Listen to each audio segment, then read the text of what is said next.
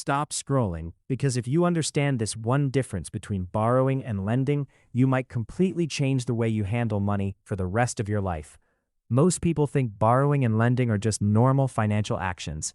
You borrow money when you need it, you lend money when you have extra. Simple, clean, harmless.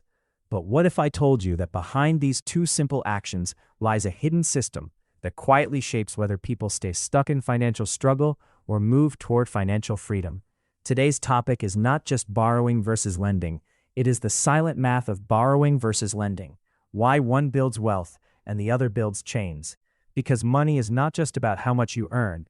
It is about how money flows through your life, who controls it, who benefits from it, and who ends up paying the hidden cost over time. Let's break it down step by step. At the surface level, borrowing feels like relief. You need something now, and money solves it immediately. A phone, rent, food, transport, school fees, emergency medical bills. Borrowing feels like a bridge that helps you cross a difficult moment. It feels like progress. It feels like survival.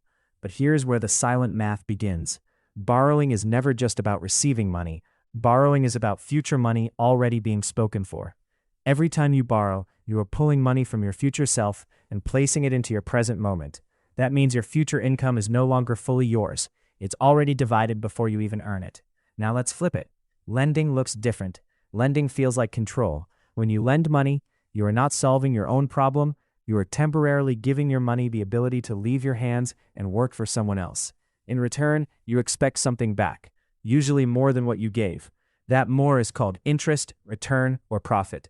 So at a simple level, borrowing brings money forward from your future. Lending pushes money outward to earn more money. But the real truth is deeper than that.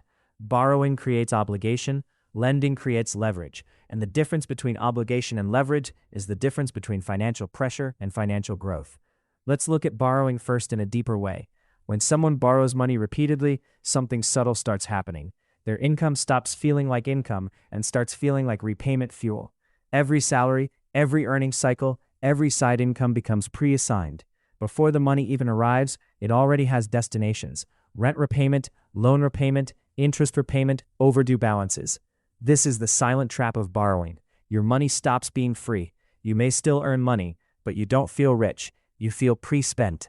You feel like money is passing through you instead of staying with you. That is the emotional side of debt that most people never talk about. Now, borrowing is not always bad. In fact, borrowing can be powerful when used correctly. But there is a difference between productive borrowing and survival borrowing.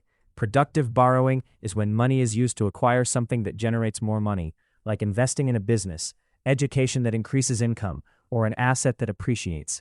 Survival borrowing is when money is used just to stay afloat, covering basic needs without any return or growth attached to it. The problem is not borrowing itself. The problem is what borrowing turns your future into. Now let's move to lending.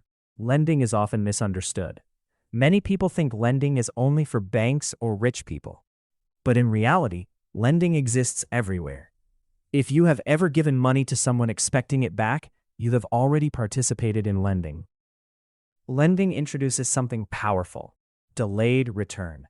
When you lend money, you are making a decision to trust time.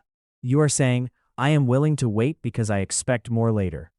That expectation of more later is what builds wealth systems in the world. Banks do not become powerful by holding money. They become powerful by lending money and earning small returns repeatedly over time. Businesses grow not just by selling products, but by using capital to expand and generate more income cycles. So lending is not just giving money. Lending is planting money into motion. But here is the hidden truth most people miss. Lending only builds wealth when the return is greater than the risk and time lost. If you lend carelessly, you don't build wealth, you lose control of it. Now let's bring both together. Borrowing is future pressure. Lending is future growth. Borrowing reduces your financial freedom over time. Lending increases your financial possibilities over time. But here is where it gets even more interesting. There is a psychological trap attached to borrowing.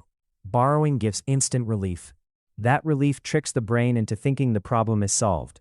But in reality, the problem is only postponed. So the brain learns to repeat borrowing as a solution, creating a cycle. This cycle looks like progress, but it is actually repetition. On the other hand, Lending does not give instant emotional reward. In fact, lending often feels like loss at first. You see money leave your hand, and nothing immediate comes back. That delay makes many people avoid it entirely. But those who understand the math see it differently. They see delayed multiplication. So we have two mental experiences. Borrowing feels good now, but heavy later. Lending feels heavy now, but rewarding later. This is why financial maturity is not just about money, it is about patience with time. Now let's talk about a deeper layer: control. Borrowing shifts control away from you. When you owe money, you no longer fully control your income. Someone else has a claim on your future earnings. That claim may be a bank, a lender, or even informal debts. But the effect is the same. Part of your life is no longer yours. Lending, however, shifts control outward. You become the one waiting, the one deciding, the one who owns the expectation of return. Even though your money leaves your hands temporarily, the structure of control remains with you. That is why wealth is often built on lending systems, not borrowing cycles. Now, let's make it practical. If someone earns money and constantly borrows, what happens over time? Their income becomes reactive. Every decision is tied to repayment pressure. They cannot plan freely. They cannot invest freely. They cannot build freely.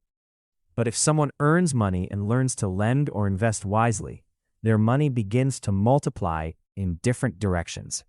They are no longer dependent on one income stream. They are creating multiple return cycles. This is where financial separation begins. Two people can earn the same income, but live completely different financial lives. One is always catching up, the other is slowly building momentum. The difference is not income, the difference is how they treat borrowing and lending. Now let's address something important. Many people think the goal is to avoid borrowing completely. That is not realistic. Life has emergencies. Life has timing issues. Sometimes borrowing is necessary. But the key is awareness. Ask yourself, is this borrowing creating future growth or future pressure? Is this borrowing building something or just filling a gap? Will this borrowing improve my income or reduce my flexibility? Because every borrowing decision is actually a future decision in disguise. Now for lending, the question is different. Is this lending safe? Is this lending productive? Is this money working or just waiting? Because money that does not work becomes stagnant, but money that works too riskily can disappear. So the real goal is balance, but with awareness of direction. Borrowing pulls you into obligation. Lending pushes you into opportunity. One leads to dependency, the other leads to expansion. And when you zoom out far enough, you realize something powerful. Most people are not stuck because they don't earn enough. They are stuck because they are trapped in borrowing cycles that constantly consume their future, instead of building lending or investment cycles that grow their future. So if you remember nothing else from this, remember this simple truth. Borrowing is future money taken early. Lending is present money sent to grow. And the direction you choose repeatedly becomes your financial reality over time. So the question is not just how much do you earn? The real question is, are you building a life that is financed by borrowing or a life that is growing through lending and intelligent money movement? Because one keeps you surviving, the other moves you toward freedom.